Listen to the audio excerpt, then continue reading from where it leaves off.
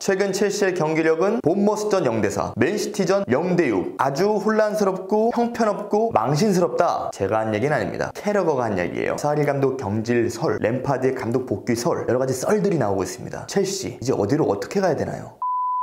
안녕하세요. 노포메이션 융TV입니다. 첫 번째 챕터 전술입니다. 사리 감독은 나폴리 시절부터 4-3-3 포메이션을 고정해서 완고하게 쭉 사용을 했었죠. 그런데 시즌 초반 첼시가 잘 나갈 때도 캐러거 옹께서 더블 볼란치도 한번 활용을 해봐 4-2-3-1을 제안을 하기도 했었습니다. 물론 반영은 하지 않았었죠. 하지만 이제 이 사리 체제의 4-3-3 조금씩 문제가 심각해지는 느낌입니다. 전술적인 상황에서 핵심은 뭐냐? 결국 미드필드입니다. 조르진효가 가장 핵심적인 퍼즐을 차지하고 있는데요. 조르진효의 볼 배근 능력이야 뭐 계속해서 좋은 평가를 받아왔지만 역시 프리미어리그 스타일에서의 그런 적응력, 그리고 수비적인 부분, 공격적인 서포트 부분, 이런 부분에서 지금 문제가 나타나고 있죠. 그러다 보니까 한 명의 파트너는 칸테, 또 하나의 파트너는 코바치치, 그리고 바클리가 한 자리를 두고 경합을 하고 있는 상황이었었는데요. 칸테의 역할이 지난 시즌 우리가 알고 있던 칸테의 역할보다는 한 칸 올라간 위치에서 지금 역할을 하고 있는데 이게 또 지금 쉽지는 않습니다. 이 첼시 3명의 중앙 미드필더 구성은 공격할 때랑 수비할 때 모두 지금 문제점을 드러내고 있습니다. 특히 공격에서 수비로 전환될 때가 가장 큰 문제인데, 조르진유와 칸테 사이의 거리 조절, 이게 핵심인데 이게 사실 너무 멀어서도 안 되고 가까워서도 조금 애매해요. 그런데 먼 경우에는 칸테에 대한 짐이 너무 커집니다. 칸테가 해야 될 게 너무나 많아져요. 그렇기 때문에 상대적으로 대등한 상대, 혹은 첼시의 현재 전력보다 강한 상대와 이 4-3-3을 유지를 하면서 맞불을 놓게 되면 어떤 결과가 나오냐? 지난 맨시티 전처럼 됩니다. 이제 이번엔 공격 상황으로 놓고 보면 칸테가 이 공격형 미드필더 역할에서 나쁘진 않아요. 나쁘진 않다는 것이지 엑셀런트 한다는 건 아닙니다. 칸테는 여러 번 칼럼에서도 소개를 했었는데 거기 있는 것보다 원래 위치에서 더 역할을 하는 선수입니다. 왜냐하면 공격적인 부분에서 첼시가 점유를 쥐고 내려앉은 상대 블록을 상대로 공격을 할 때 조르진유가 후방에서 볼을 뿌리고, 그러면 칸테나 또 다른 공격형 미드필더 바클리가 될 수도 있겠죠. 그런 선수들이 상대 페널티 에리어 깊숙이 침투도 해주고 개인 볼 운반도 해주고 돌파도 해주고 키패스도 해주고, 이런 것들을 공격형 미드필더가 해야 되는데, 여러분들 생각하시기에 과연 칸테는 그런 유형의 선수고 그런 역할을 100% 잘할 수 있습니까? 두 번째 챕터 선수단입니다. 사실 첼시 팬들 참 마음 아프실 텐데 본머스에게 4알, 맨시티한테 6알, 이거 불과 얼마 짧은 순간에 일어난 일이잖아요. 첼시가 이렇게 우르르 무너졌던 적이 최근 몇 년간 있었나요? 기억이 안 날 정도인데, 그만큼 지금 팀 내 분위기, 뭔가 좀 정신적으로 잡아줄 선수가 많이 부족한 것 같아요. 선수들이 지금 위기의식이 발생을 하면은 그걸 경기를 하면서 충분히 극복하고 만회할 수 있는 게 사실 이 정도 레벨의 선수들인데, 연이어 지금 대패? 야, 이거는 좀 말이 안 됩니다. 그래서 말이 나오고 있는 게 정신적인 지주를 찾자. 캡틴이 누굽니까? 케일이죠. 그런데 케일은 사리 감독 임명 이후에 리그에서 딱 한 경기밖에 못 뛰었습니다. 그것도 한 20분 뛰었나? 어찌되었던 지금 현지 언론에서도 혹은 흘러나오는 선수단 얘기에서도 케일을 좀 중용을 해서 분위기 좀 잡자. 위기 때 베테랑권에서 분위기 잡는 거는 동서고금을 막론하고 똑같은 것 같습니다. 최근에 경기 분위기 또 결과가 안 좋다 보니까 여러 가지 썰들이 계속해서 나옵니다. 이거는 선수단에도 계속해서 포함이 되는데요. 일단은 조심스럽게, 물론 우리는 선수단 내부의 이야기를 알 순 없죠. 추측만 할 뿐인데 신뢰가 좀 깨진 것 같아요. 감독이랑 선수단 사이랑. 뭐 흘러나오는 얘기들이 케파, 코바치치,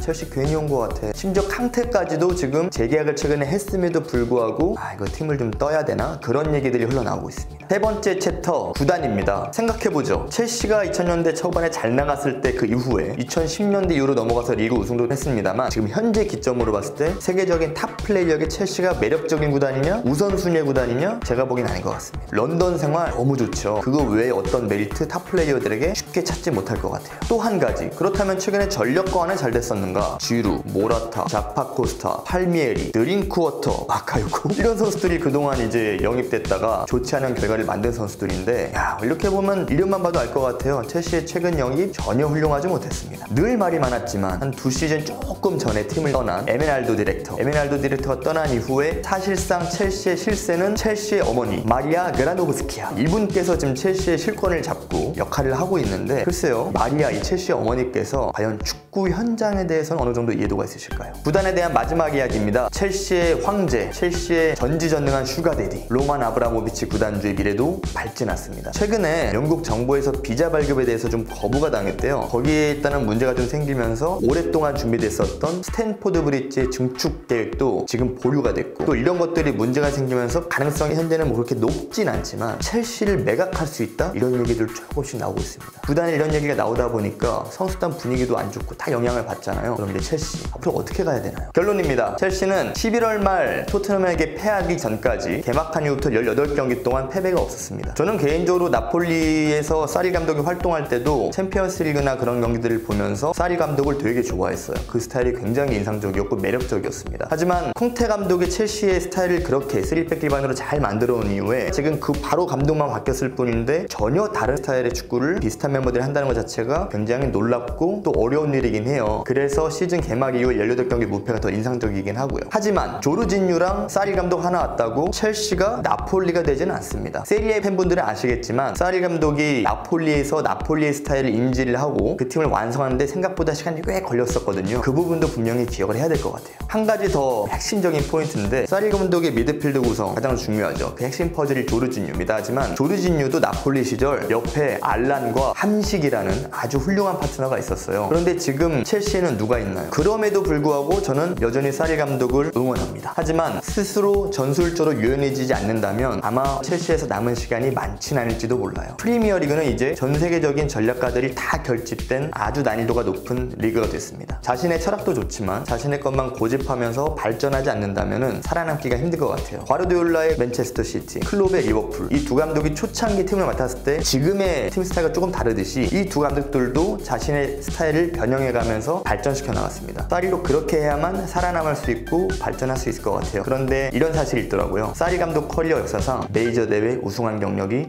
없습니다.